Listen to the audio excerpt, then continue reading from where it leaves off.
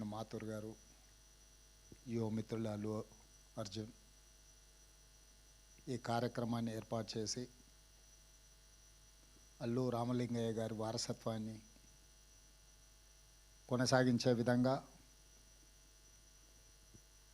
వారి జ్ఞాపకాలను ఎప్పుడూ తెలుగు ప్రజలకు, సినిమా అభిమానులకు గుర్తుండే విధంగా అల్లు అరవింద్ గారు ఇంత గొప్ప కార్యక్రమాన్ని చేపట్టడాన్ని మనస్ఫూర్తిగా వారిని, వారి కుటుంబ సభ్యుల్ని అభినందిస్తున్నా.